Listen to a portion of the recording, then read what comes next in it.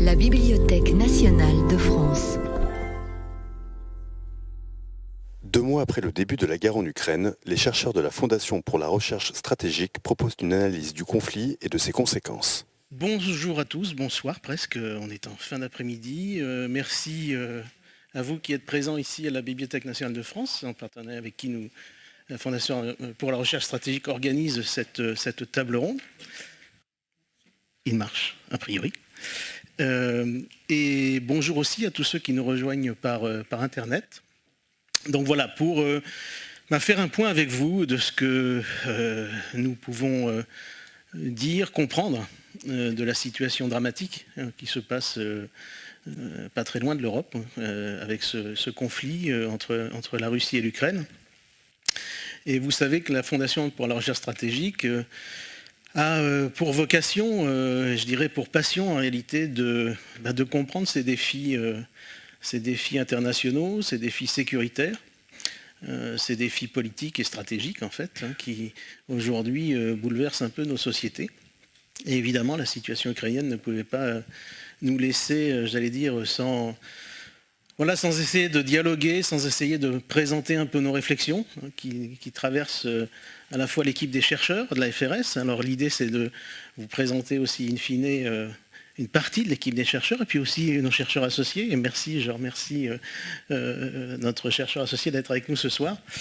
Pour vous faire un bilan, finalement, un état des lieux peut-être, proposer peut-être des grilles de lecture aussi de ce qui se passe aujourd'hui en Russie, en Ukraine. D'abord, je passerai la parole à Isabelle Facon, donc directrice adjointe de la Fondation, chargée de la recherche, pour déjà brosser un premier tableau un peu de la guerre vue de la Russie d'une certaine manière, et puis de mieux comprendre un peu la dynamique russe derrière tout ça, ce qui est loin d'être une gageure.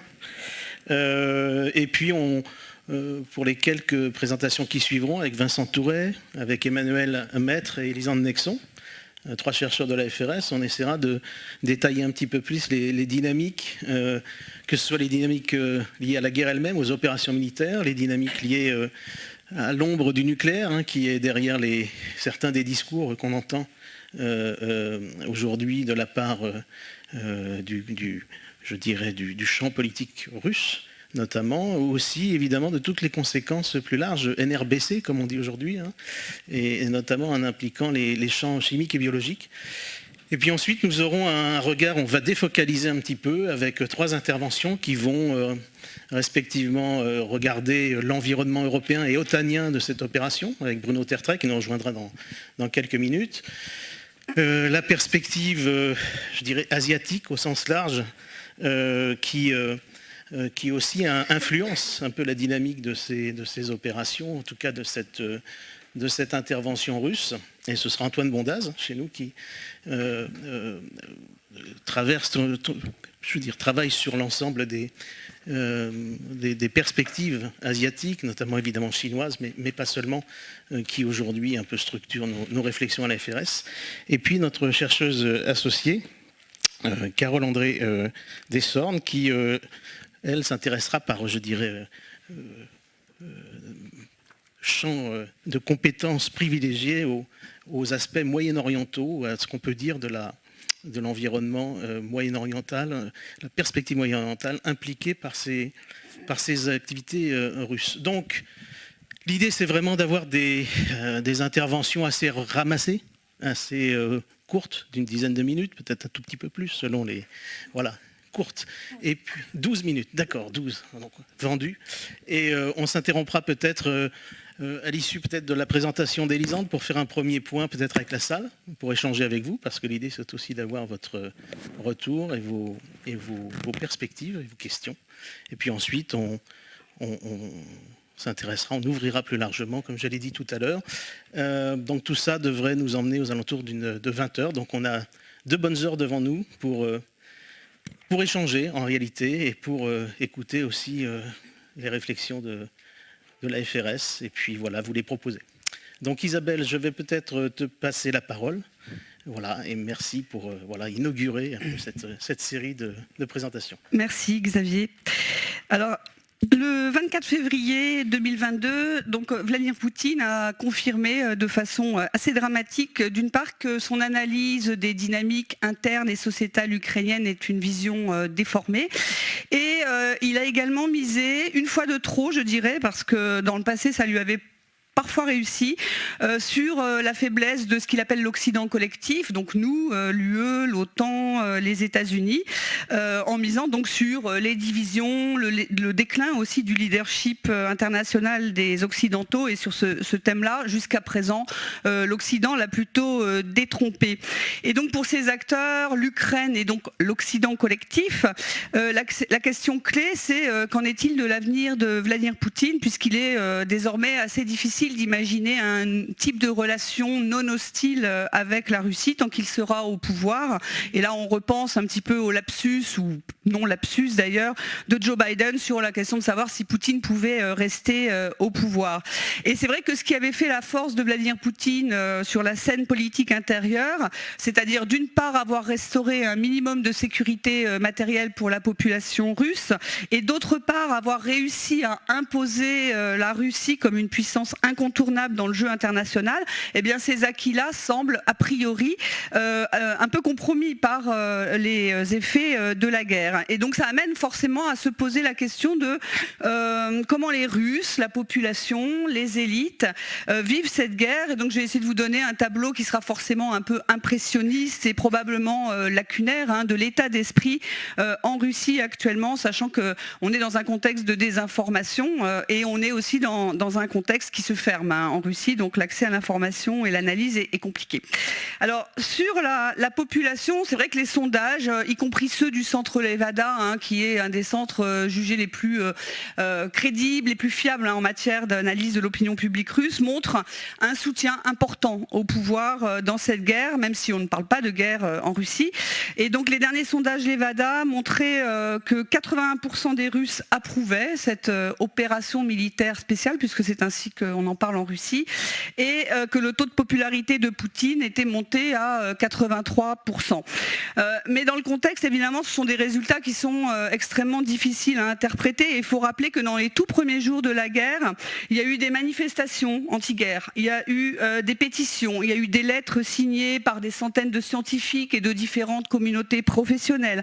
Il y a eu également une lettre des étudiants du MGIMO, qui est souvent comparée aux Sciences Po de Moscou, qui forment les diplomates en Russie, qui ont également écrit contre cette guerre, et toutes sortes de prises de position d'artistes et d'autres figures publiques. Mais c'est vrai que très rapidement, on a vu s'installer un environnement politique beaucoup plus répressif, avec aussi une criminalisation de l'opposition ou de la critique des opérations militaires menées en Ukraine. Bon, j'ai pas le temps de développer ce climat-là, mais il y a beaucoup de choses qui ont été faites, interdiction des manifestations contre la guerre, pression sur les médias, fermeture aussi de médias, Internet restreint, jusqu'au discours de Vladimir Poutine le 16 mars, évoquant en substance les ennemis de l'intérieur, en fait, en parlant, donc je le cite, de la 5e colonne, les traîtres, ceux qui font de l'argent ici dans notre pays, mais qui vivent là-bas. Donc un climat qui est quand même, sans doute, est favorable à une forme d'autocensure, ou en tout cas de réserve, quand vous êtes interrogé par les sondages. Et ce qui m'a frappé aussi dans la discussion qu'on peut avoir quand même sur les résultats de ces sondages, on posait la question des révélations sur les violences, sur les massacres perpétrés par les forces russes sur le terrain. Et ça, c'est quand le public russe est au courant de ce qui se passe en Ukraine. Et ce que constatent les sociologues et les politologues russes, c'est que le réflexe en Russie, c'est plutôt de les nier ou de les attribuer à la désinformation de l'autre, en expliquant que c'est un réflexe naturel pour ne pas être du mauvais côté de l'histoire, en quelque sorte.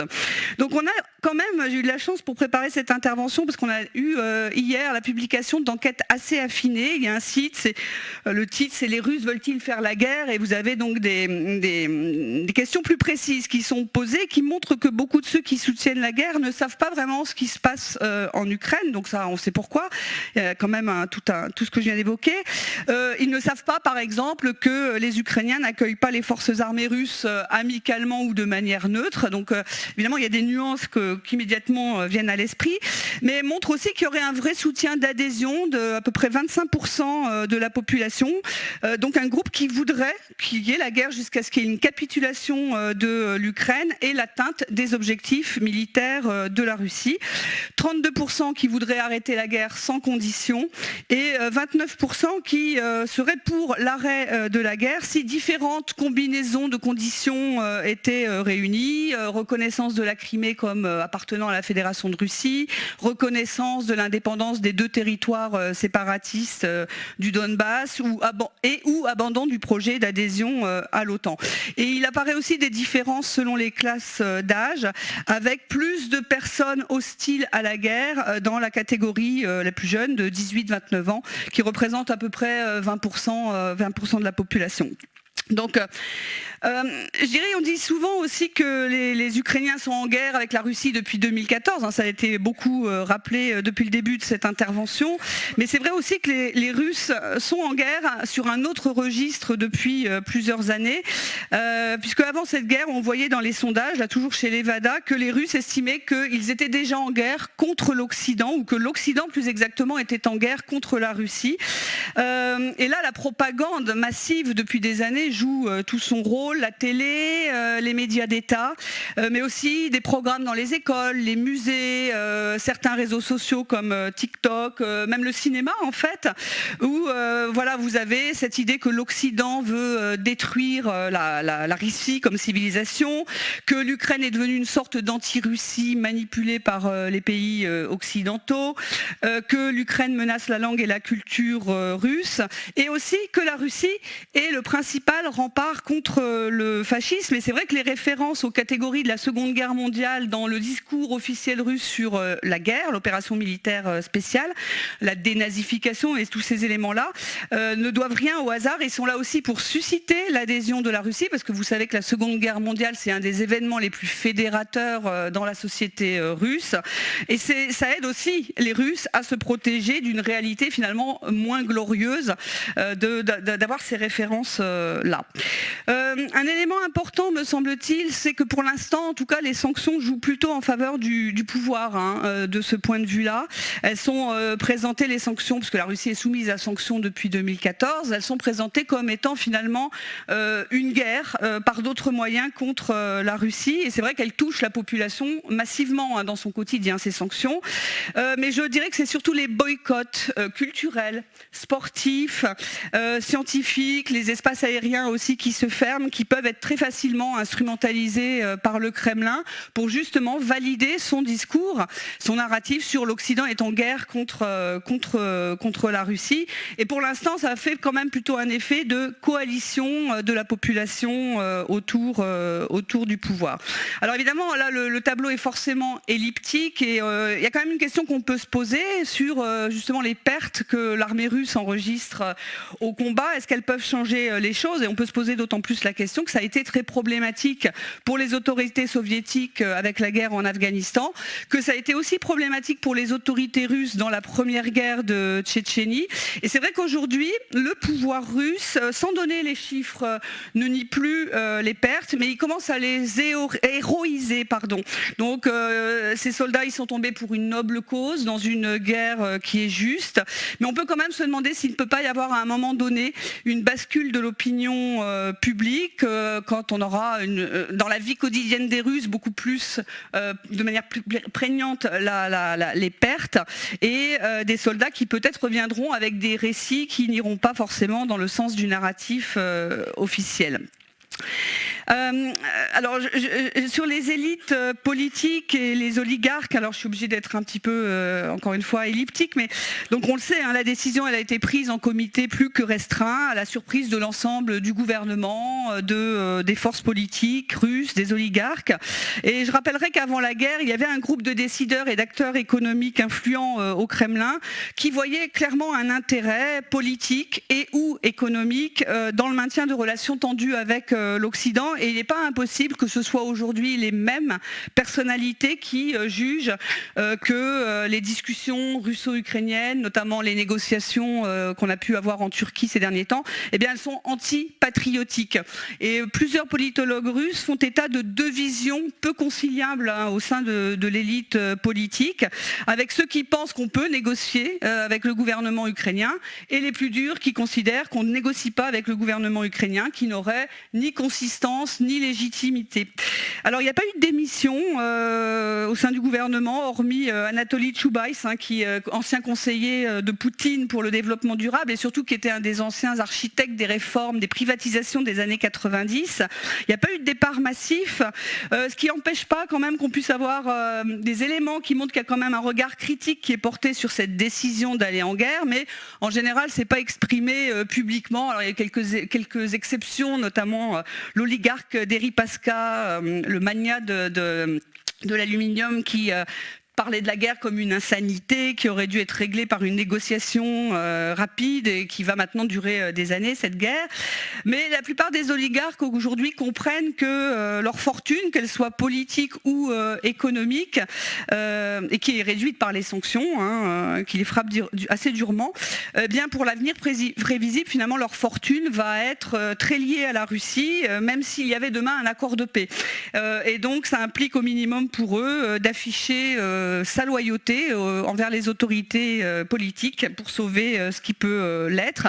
Et unanimement, ce qui semble ressortir de ce qu'on peut savoir sur le débat en Russie à ce sujet, c'est que Poutine ne va pas vouloir changer de ligne, qu'il pense que l'économie va s'adapter face aux sanctions et qu'il n'est pas nécessairement menacé de l'intérieur. Alors, je vois qu'il me reste à peu près 30 secondes. Je voudrais faire juste un petit point sur les relations de Poutine avec les militaires, puisque un schéma qui est parfois évoqué, mais surtout ici d'ailleurs, en Occident, c'est celui d'une mise à l'écart possible de Poutine par les militaires. Parce que, voilà, aux yeux de l'institution militaire, c'est vrai que Poutine, comme commandant en chef des armées, il cochait les bonnes cases, puisque ce soutien affiché aux forces armées, la Russie qui tenait son rang sur la scène internationale. Mais voilà, aujourd'hui, est-ce que cet équilibre peut être brisé? Est-ce qu'il y a un risque politique qui serait attaché à ça? Et c'est vrai que des experts russes qui sont pas connus pour être très pro-Kremlin s'étonnent en fait de cette attente que nous aurions ici en Occident, en rappelant que la Russie c'est pas la Turquie, c'est pas l'Égypte, que l'armée russe n'a pas une tradition d'armée putschiste et que si elle a pu prendre parti dans la vie politique russe à des moments cruciaux, par exemple en 91 au moment de la tentative de coup d'État et où les militaires se sont rangés en bonne partie du côté de Boris Eltsine, ce qu'il dit c'est que là il n'y a pas d'alternative aujourd'hui ou d'opposition auquel les militaires pourraient vouloir apporter un soutien. Et c'est vrai qu'on a plutôt l'impression que les difficultés rencontrées en ternissant l'image de l'armée vont plutôt affaiblir sa position. Et il n'est pas impossible que le nettoyage que l'on voit aujourd'hui au sein du FSB soit suivi d'un mouvement plus ou moins équivalent dans l'institution militaire, où déjà des sanctions sont annoncées parce qu'il y a eu des conscrits sur le terrain et que Poutine voudrait donc s'estimerait mal informé également pour son armée et peut-être probablement sur l'état de l'armée russe. Et je fais la transition vers Vincent. Merci Vincent. Merci beaucoup. Merci beaucoup. Oui. Bien, bonjour à tous. Donc, moi, je vais vous parler de l'armée russe en Ukraine, de ce que révèle finalement l'Ukraine.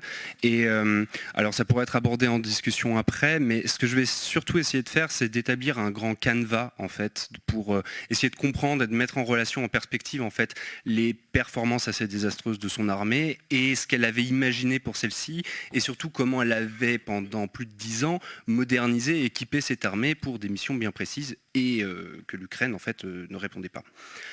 Donc, avons-nous affaire à un tigre de papier? C'est un peu la ligne directrice de notre interrogation quand on voit donc l'échec devant Kiev, les alternoiements sur beaucoup trop d'objectifs en Ukraine qui a complètement dispersé les forces russes dans l'étendue du territoire. Et cette question, elle est tout aussi importante parce que pour moi, elle représente 3 enjeux. Le premier, c'est bien entendu pour la suite des opérations, notamment du succès ou non de la seconde phase de l'invasion qui a été annoncée par les Russes normalement depuis le 25 février, qui devrait se concentrer sur le Donbass et qui a commencé donc depuis au moins lundi soir, donc le 18 avril. Ensuite, cette question, donc tigre de papier ou non, c'est parce que cette question, si vous voulez, de la réalité de l'armée russe, c'est un reality check, pour emprunter l'expression, de nos concepts de guerre future, particulièrement de la préparation à la guerre de haute intensité, concept qui, dans le contexte européen, visait particulièrement à répondre à la politique révisionniste russe et à sa remontée en puissance engagée depuis plus d'une décennie. Le dernier enjeu, en fait, c'est le côté méta, si vous voulez, c'est vis-à-vis de l'analyse, de la qualité de nos analyses, qui, en fait, cette invasion met en lumière nos biais cognitifs, elle interroge nos erreurs d'analyse, et puis surtout, elle devrait nous intimer aujourd'hui comme hier à une extrême prudence dans l'évaluation d'un outil militaire, donc russe ici, mais quel qu'il soit, puisqu'on ne peut véritablement évaluer un outil militaire que lorsqu'il est engagé, dans le contexte de son utilisation. C'est là le point peut-être le plus difficile à appréhender face à une Russie poutinienne que l'on a eu tendance à surrationaliser. C'est l'erreur politique initiale de Moscou, son évaluation complètement biaisée de la réalité de l'État et même de la nation ukrainienne par rapport à la vision d'un monde russe, qui les aurait transcendés donc, qui a justifié et motivé cette invasion et qui a donc engagé l'armée russe à contre-emploi de ses moyens, de ses exercices et des concepts pour lesquels elle avait engagé sa modernisation. Donc pour le dire autrement, l'armée russe aurait pu ne connaître aucun problème de corruption, et Dieu sait, on sait qu'ils existent, ou avoir pleinement réussi sa modernisation. Elle aurait tout de même essuyé des revers cuisants dans un conflit qu'elle ne prévoyait pas, et dont elle n'était pas prête à assumer l'ampleur, ni à la poursuivre en dehors de son territoire national. Les problèmes de corruption, d'autoritarisme dans la prise de décision, et le déséquilibre de sa modernisation, qui n'a pas permis de revaloriser ses forces terrestres par rapport à son aviation et à sa marine, viennent ainsi aggraver une erreur d'engagement initiale monumentale à la manière de multiplicateur de ses faiblesses. Dans d'autres contextes d'engagement, par contre, plus réduits, mieux maîtrisés, comme la Syrie par exemple, ou déjà l'Ukraine en 2014, la corruption ou l'autoritarisme ne se sont pas avérés aussi incapacitants. Ce n'est donc qu'ensuite que ces facteurs deviennent plus importants et empêchent à l'armée russe de réagir adroitement, de réévaluer la situation et de mieux utiliser ses troupes, notamment en réappliquant judicieusement son art militaire. Il faut donc, à partir de là, se pencher sur quel type de guerre la Russie se préparait à faire et identifier ce qu'ils qualifient eux-mêmes de l'écart entre la théorie et la pratique des opérations. Il existe 3 guerres pour la Russie, qui, de la plus petite à la plus importante, sont guerre locale, guerre régionale et celle dite de grande ampleur ou mondiale. Dans la vision russe, ce ne sont pas 3 catégories hermétiques les unes des autres, mais plutôt une échelle des hostilités. Un conflit local, s'il n'est pas maîtrisé, peut s'intensifier et en s'internationalisant, devenir un conflit régional qui lui-même peut déstabiliser l'ordre international et entraîner une guerre mondiale. Chacun de ces niveaux va donc mobiliser des forces et des moyens différents, que les Russes classent en 2 ordres, les forces conventionnelles générales et celles de dissuasion stratégique, comprenant le nucléaire, mais également les capacités de frappe de précision dans la grande profondeur. On pense ici aux Iskander, aux Tochka, aux calibres et les missiles de croisière. Jusqu'en 2014 et sa première intervention en Ukraine, la compréhension russe était que les guerres de grande ampleur et celles régionales étaient ainsi peu probables, car suffisamment couvertes par les forces de dissuasion stratégique. Par contre, et surtout depuis 2008, avec les performances déjà douteuses de l'armée russe en Géorgie, l'enjeu était de pouvoir revaloriser les forces conventionnelles générales pour qu'elles soient suffisamment puissantes et crédibles dans le cadre de conflits locaux.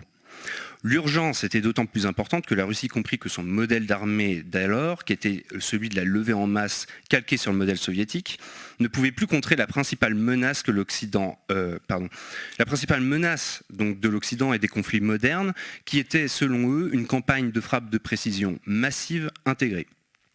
Ce constat était cependant déjà ancien et était partagé par les soviétiques dès les années 80, et tout particulièrement par le chef de l'état-major général de l'époque, qui était le maréchal Ogarkov.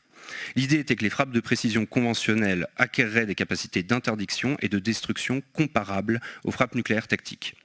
La rupture, cependant, pour la Russie moderne, était la conjonction de cette nouvelle puissance de feu avec la crainte d'une guerre dite hybride, qui en entraînant soulèvement et déstabilisation dans les États adversaires de l'Occident, venait à la fois les affaiblir et justifier les campagnes de frappe pour changer leur régime.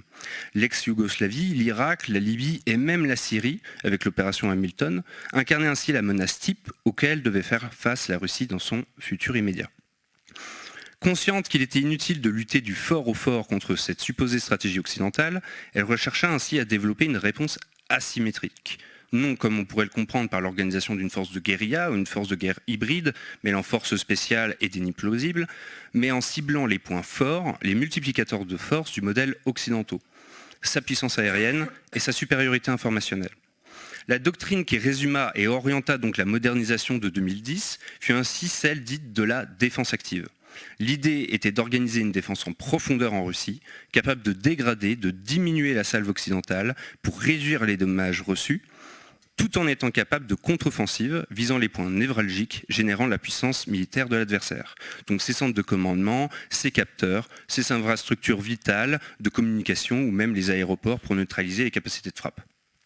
C'était à cette condition que la force conventionnelle générale russe aurait été crédible contre l'Occident. La réforme New Look de 2010 alloua ainsi la majorité de ses fonds aux forces capables de générer des frappes de précision, donc les forces maritimes, les forces aériennes et les forces parachutistes, les VDV, et celles capables de dégrader l'attaque occidentale, donc les forces anti-aériennes et la guerre électronique. En contrepartie, il y a eu une suppression assez drastique du nombre d'unités donc terrestres, plus de 90% selon la RAND, et une réorganisation de leur engagement avec le mûrissement des fameux donc, BTG, donc pour bataillons tactiques.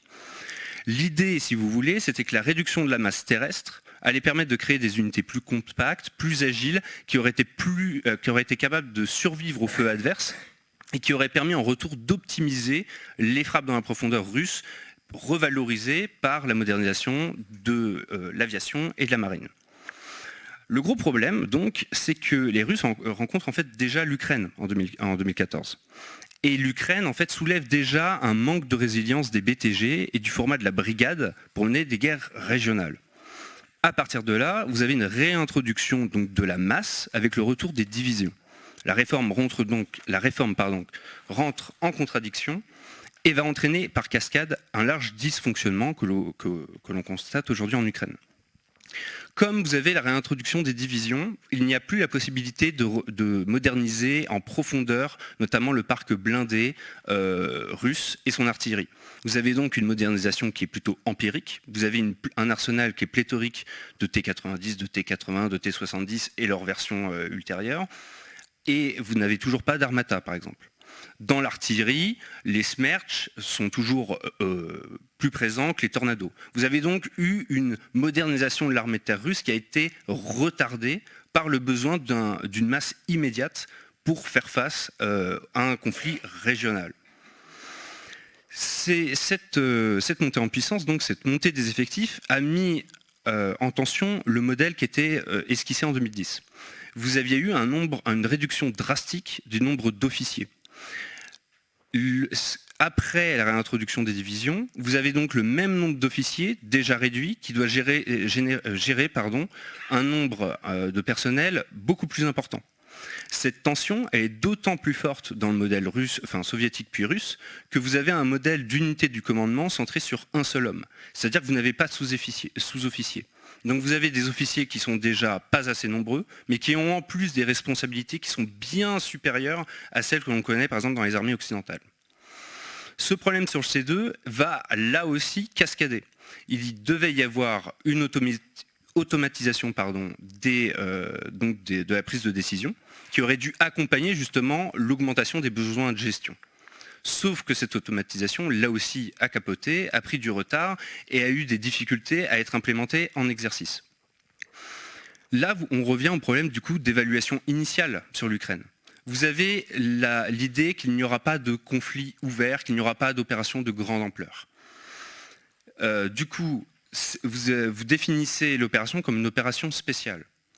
Les forces en face n'ont pas les capacités d'évaluer la situation parce que la prise de décision est verticale. Les officiers sont trop peu nombreux. Vous envoyez les officiers supérieurs directement au contact pour essayer de rétablir la chaîne de commandement.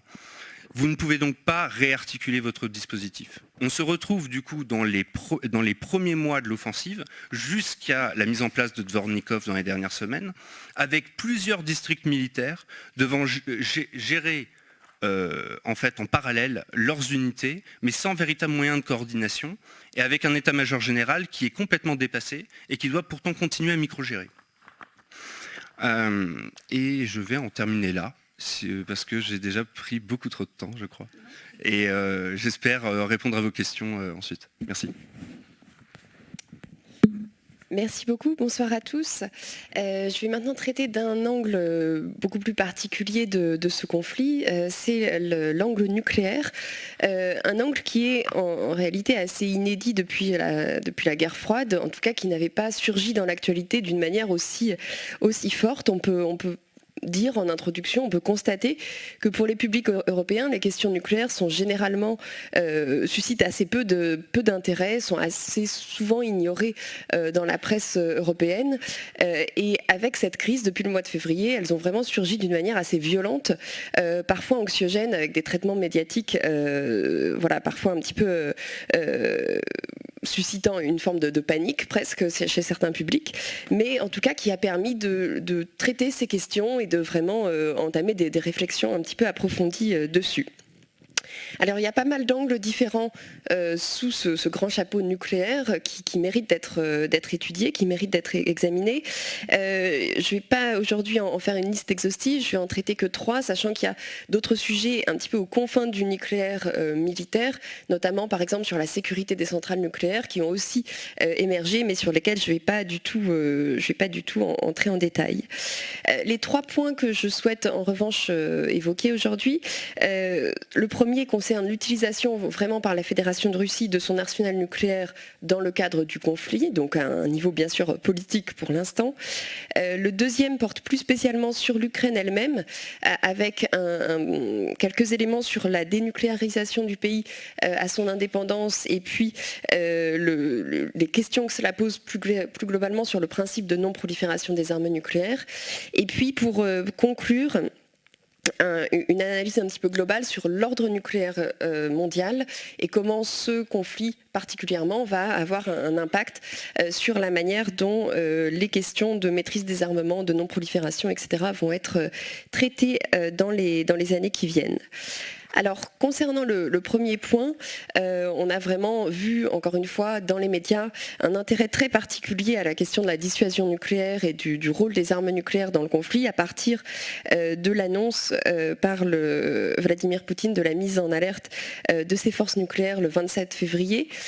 Donc une annonce qui a été très commentée et assez logiquement, mais on a pu voir dès en fait, le début du mois de février qu'il y avait déjà des avertissements assez réguliers, des utilisations d'une rhétorique nucléaire par le président russe et d'autres dirigeants. Alors ce sont des petites phrases qui sont maintenant assez régulières et donc qui ont tendance à rappeler le statut nucléaire de la Fédération de Russie, expliquer que si par exemple l'Ukraine rejoint l'OTAN, l'OTAN de manière large sera confrontée à une puissance nucléaire majeure et donc faire référence à une menace nucléaire, à des conséquences à la fois extrêmement larges et imprévisibles qui pourraient être mises en branle par un certain nombre d'étapes ou de réactions des pays occidentaux. Donc ce rappel de ce statut a été fait vraiment assez régulièrement, l'est toujours, et a pu laisser donner l'impression que la Russie utilisait son statut justement de puissance nucléaire pour mener une stratégie de sanctuarisation agressive, c'est-à-dire conduire des opérations conventionnelles en se protégeant d'une forme d'intervention ou d'un niveau d'intervention de la part du camp occidental de manière très large, en utilisant cette peur d'une escalade du conflit vers une confrontation nucléaire. Alors, dans ce contexte-là, les risques d'une utilisation d'armes nucléaires dans le conflit lui-même ont été très commentés, très analysés, avec beaucoup de prises de parole, encore une fois en Europe, aux États-Unis. Et une volonté d'analyser vraiment finement la rhétorique du Kremlin par rapport à cette question-là, à la fois ce qui se dit aujourd'hui, mais bien sûr la doctrine russe qu'on en sait et la manière dont elle a évolué dans les années récentes. Et là-dessus, je pense que la conclusion qui a été faite de manière assez large, c'est qu'il n'y avait pas de raison de supposer une évolution sur la crise en elle-même ou liée à la crise en elle-même, et qu'au contraire, a priori, la doctrine russe qui selon laquelle les armes nucléaires sont là avant tout pour défendre l'existence même de la Russie, rester en vigueur dans le contexte du conflit. Donc, si aujourd'hui on a encore beaucoup de commentaires qui peuvent être sur quelles seraient les lignes rouges de la Russie et à quel moment, encore une fois, dans le cadre des difficultés qu'elle peut rencontrer sur le terrain, elle pourrait être tentée d'utiliser l'arme nucléaire, on a plutôt eu l'impression que des déclarations récentes d'officiels comme le porte-parole Peskov ou plus récemment le ministre des Affaires étrangères Lavrov ont plutôt écarté l'idée d'une utilisation rapide des armes nucléaires sur le champ de bataille. Le deuxième point, où vraiment on a vu, encore une fois, la question des armes nucléaires, du bien fondé de posséder des armes nucléaires, etc., surgir dans l'espace médiatique et vraiment avoir une place importante dans cette crise, c'est les relations historiques que l'Ukraine a pu avoir avec ces armes-là, puisque à l'indépendance du pays, l'Ukraine se trouve avec sur son territoire au moins 2500 têtes nucléaires tactiques et puis plus d'un millier d'armes nucléaires appartenant à des systèmes intercontinentaux. Et donc, tout comme la Biélorussie et le Kazakhstan, le gouvernement ukrainien se trouve dans la situation de décider ce qu'il peut faire de cet arsenal, s'il doit le rendre à la nouvelle Russie et dans quelles conditions. Alors évidemment, c'est à la fois un débat historique de ce qui s'est passé dans les années 90, mais ça a quand même pris une résonance actuelle puisque la question qui s'est posée à la fois en Ukraine et puis que de nombreux analystes ont également pu reprendre, c'est de savoir dans quelle mesure les décisions qui ont été prises à cette époque étaient bien fondées. Alors, si on se replace dans le contexte historique, je pense que c'est important de noter que le débat a eu lieu en Ukraine, mais a été quand même assez rapidement tranché avec la décision du Parlement dès 1991 de rejoindre le traité de non-prolifération des armes nucléaires en tant qu'État non doté. Donc, encore une fois, des discussions qui ont pu avoir lieu à l'époque, mais assez rapidement tranchées finalement, avec un grand nombre d'arguments qui ont poussé l'Ukraine à rétrocéder cet arsenal à la Russie. Parmi ces arguments importants à l'époque, il y avait la volonté d'entretenir de bonnes relations, si possible, avec les États-Unis et la Russie, qui tous les deux faisaient pression fortement pour que l'Ukraine ne conserve pas cet arsenal. Il y avait la crainte d'être ostracisé également sur la scène internationale et de commencer l'existence de la jeune nation comme un État un petit peu paria, avec toutes les conséquences économiques, internationales, etc., que cela aurait pu avoir. Il y avait la difficulté, a priori, des dirigeants de l'époque d'envisager des scénarios dans lesquels la possession d'armes nucléaires aurait pu justifier le coût prohibitif qui aurait été lié alors à préserver, à maintenir une telle capacité.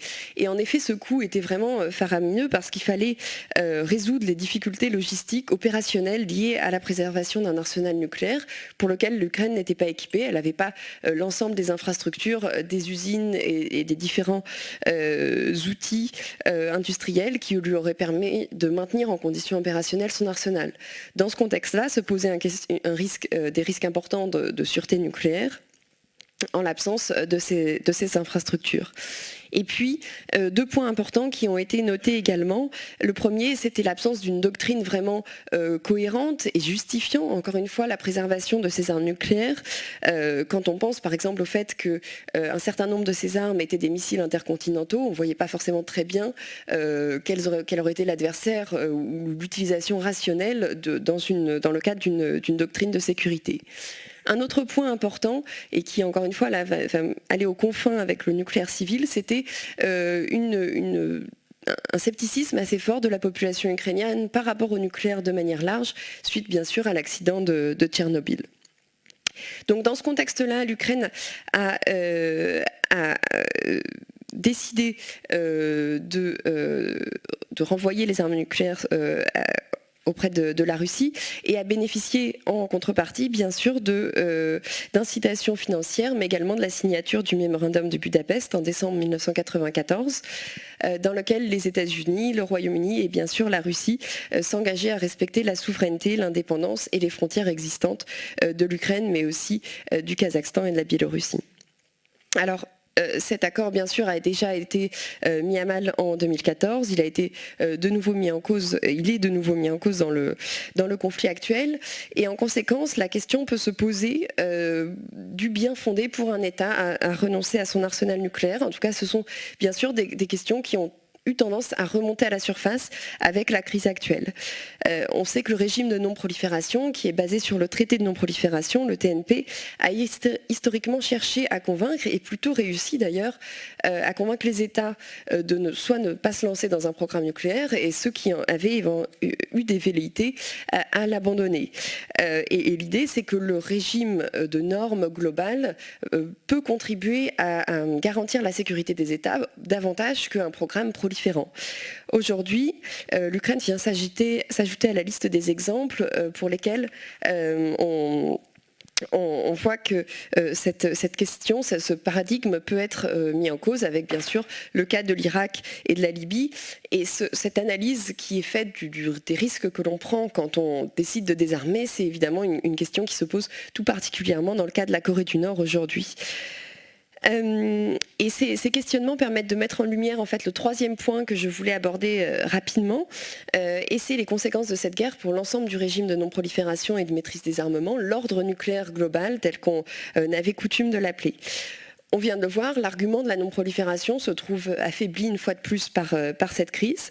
Mais en dehors de ça, on peut supposer vraiment fortement que l'ensemble du régime va être mis en difficulté.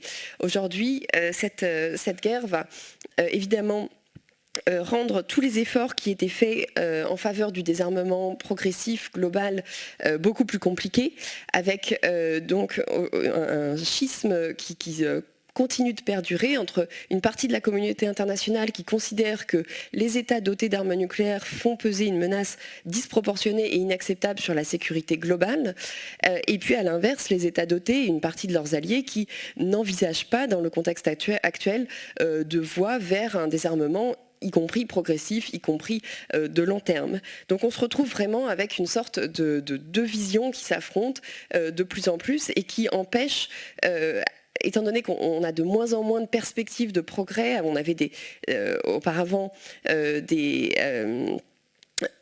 efforts pour essayer de mener à la fois des accords d'encadrement des arsenaux, de réduction des arsenaux, de réduction des risques stratégiques de manière large. Avec le conflit actuel et évidemment le gel des relations bilatérales qui va s'exercer sur ces grandes négociations, on voit mal comment on va pouvoir poursuivre des traités, comme par exemple le traité New Start, comment on va pouvoir essayer de négocier un traité successeur à ce traité, ou comment on va pouvoir vraiment avoir un dialogue stratégique fructueux entre les États-Unis et la Russie. Donc en conclusion, on voit que ces trois grilles d'analyse montrent vraiment en quoi cette crise continue d'affaiblir un ordre nucléaire global, avec des conséquences manifestement durables, qui vont à la fois détériorer une situation et empêcher un certain nombre probablement de progrès dans le domaine d'un ordre nucléaire, encore une fois, régulé par des normes. Mais on peut aussi conclure que cette guerre est à la fois le reflet de cette situation, mais aussi voilà, on est un petit peu l'illustration d'un changement de paradigme qui en fait était déjà visible il y a plusieurs années et qui avait déjà montré une dégradation de cet ensemble de normes qui essayaient de réguler le danger porté par les armes nucléaires. Merci beaucoup. Merci. Alors, bonjour à tous. Alors, moi, je vais revenir plutôt sur les dimensions liées aux menaces et risques chimiques et biologiques, mais surtout essentiellement biologiques, en m'intéressant notamment aux allégations russes sur un éventuel programme offensif par le biais de laboratoires qui auraient eu le soutien des Américains. S'agissant de la menace des menaces chimiques et biologiques, elles sont intervenues, elles ont été mentionnées très tôt finalement au cours du conflit, parce que d'une part, la Russie a été associée dès l'Union soviétique à d'immenses programmes offensifs chimiques et biologiques, donc il y a une dimension historique. Il y a également effectivement toute la crainte liée à un emploi du chimique, tel qu'on l'a vu en Syrie, avec la Russie qui est fidèle alliée du régime syrien. Et de voir comment cet emploi pourrait à un moment se propager en Ukraine. Donc ça, c'est quelque chose qui a été très rapidement mentionné. Et au-delà de ça, comme l'a mentionné Emmanuel, il ne faut pas écarter le risque accidentel, que ce soit biologique ou que ce soit chimique, avec des bombardements par exemple qui pourraient altérer l'intégrité des infrastructures et entraîner une dispersion accidentelle dans l'atmosphère par exemple de produits chimiques. On a des exemples malheureusement qui montrent comment les conséquences peuvent être dramatiques. Cette question-là, elle se pose aussi pour les laboratoires de recherche biologique qui sont conçus bien évidemment pour empêcher qu'il y ait une libération et une contamination des personnes et de l'environnement. Que se passerait-il si jamais il y avait soit une altération des infrastructures, que ce soit par des bombardements ou aussi par exemple des ruptures d'électricité alimentant les réfrigérateurs. La plupart par exemple des souches biologiques sont en effet conservées sous forme congelée. Donc qu'est-ce qui se passerait? Alors, une partie serait dégradée, mais est-ce qu'il ne pourrait pas y avoir un risque de contamination, de libération ou également si des personnes n'étant pas forcément au courant des risques, rentraient en contact avec ces agents, se contaminer et ensuite aller propager des maladies infectieuses. On voit sur les sites, certains sites nucléaires comme à Tchernobyl, que c'est quelque chose qui malheureusement doit être pris en compte. S'agissant de la dimension biologique et des allégations russes, c'est quelque chose qui n'est pas récent en fait, mais qui était peut-être passé plus inaperçu dans le grand public. Mais là, on se retrouve dans un contexte particulièrement favorable pour finalement que ça rencontre un écho, et notamment un écho médiatique. Alors, c'est quelque chose, on voit qu'on est... bien évidemment toujours marqué par la Covid, la pandémie n'est pas finie, donc les gens sont particulièrement sensibilisés à ces questions-là. C'est un contexte qui est favorable notamment aux rumeurs et à la désinformation, et indépendamment de la crise actuelle, on voit que tous les épisodes épidémiques ou pandémiques au cours de l'histoire, enfin les épisodes majeurs, ont été associés à cette dispersion, cette propagation de rumeurs avec souvent un groupe de personnes qui étaient stigmatisées, accusées d'être responsables de la pestilence ou des épidémies. On voit ça dès le Moyen-Âge pour les épidémies de peste, par exemple. Plus récemment, même si on pourrait s'imaginer qu'avec l'amélioration des connaissances en santé publique, des moyens d'élucider les origines de ces épidémies, il va y avoir un recul de ces phénomènes. C'est pas ce qui est observé. On voit qu'il y a eu, par exemple pour le chikungunya, un certain nombre de rumeurs qui sont venues perturber la réponse de santé publique. Donc c'est quelque chose qu'il faut prendre en compte et qui montre pourquoi il y a un terreau finalement qui est assez favorable pour ce style de désinformation et de rumeurs. On est également dans un contexte où il y a une défiance peut-être accrue par rapport aux institutions qui va rendre plus difficile le fait d'expliquer et de contrer ce type d'information, de désinformation. Et il faut souligner aussi qu'on est dans une période où il y a eu finalement un essor de mouvements anti-vax.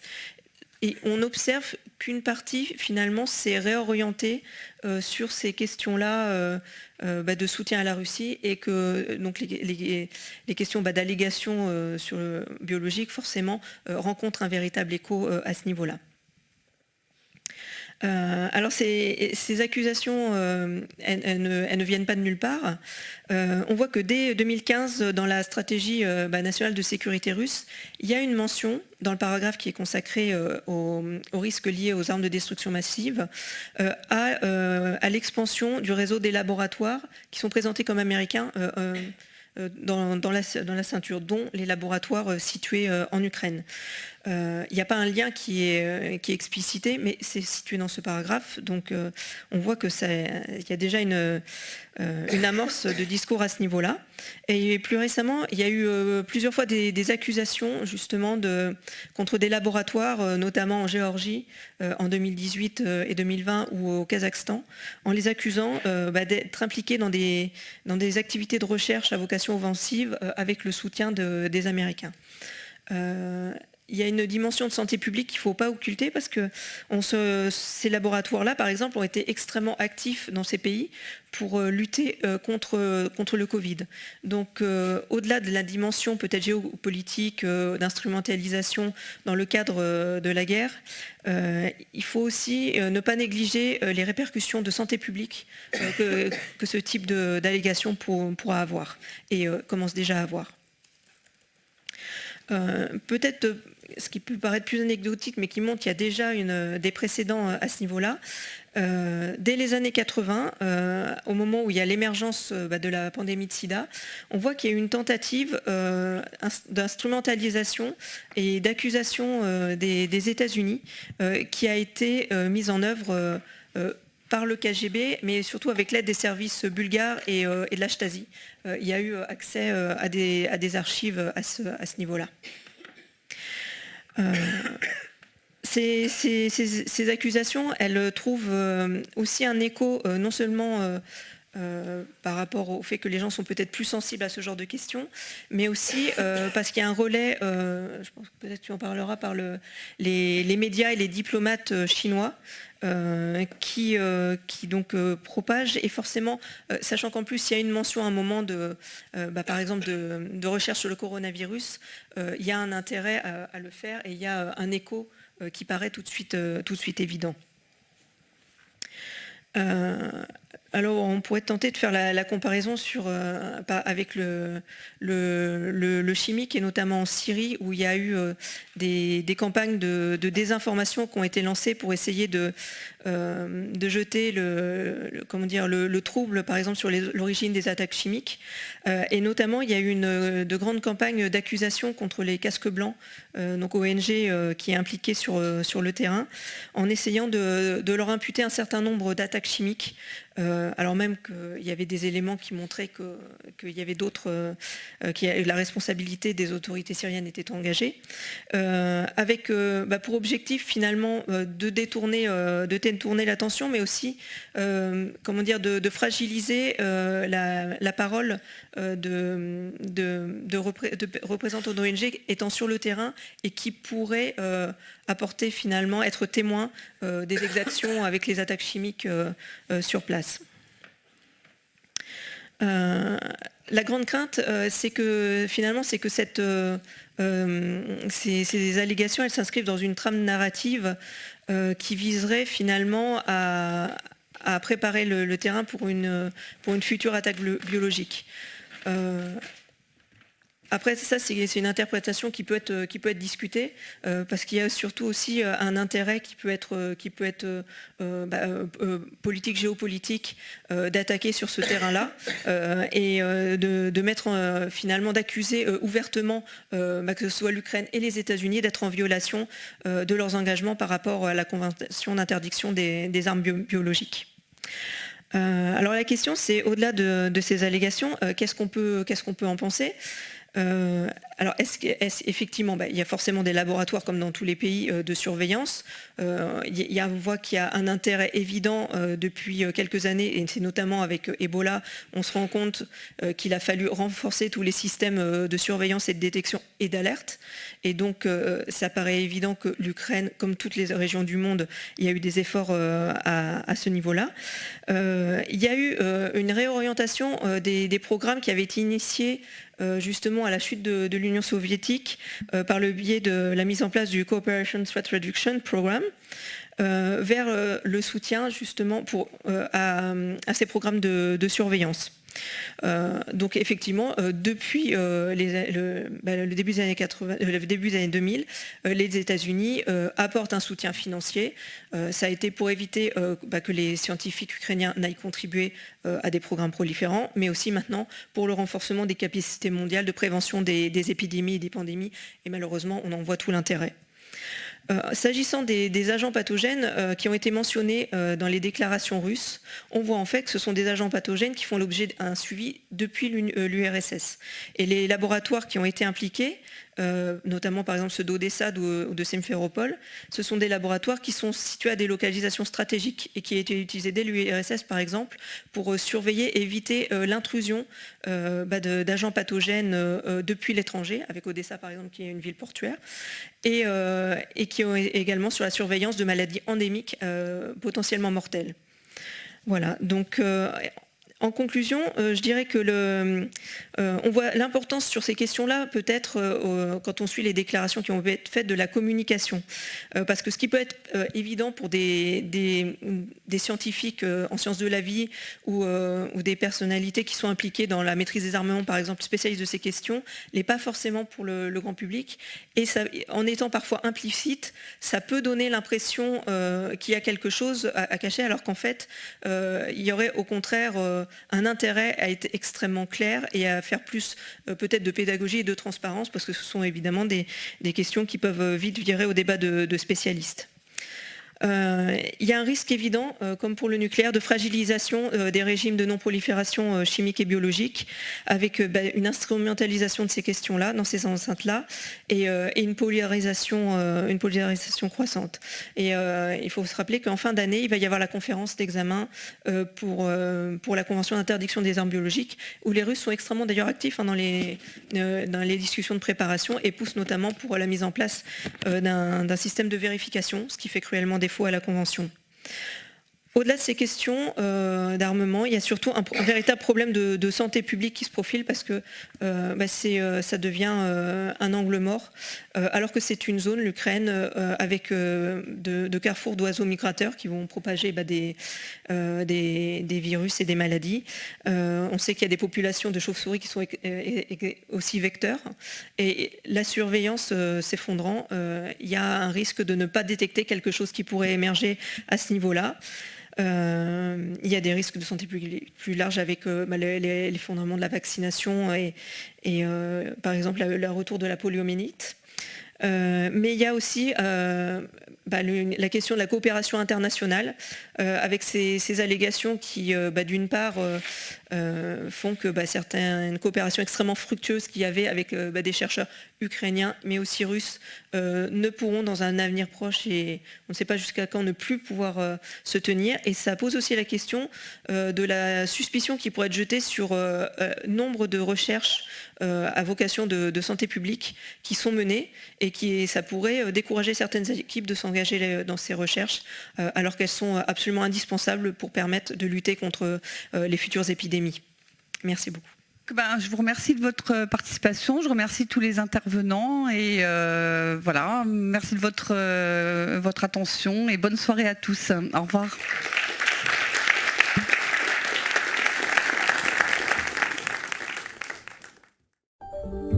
Vous venez d'écouter un podcast de la Bibliothèque nationale de France.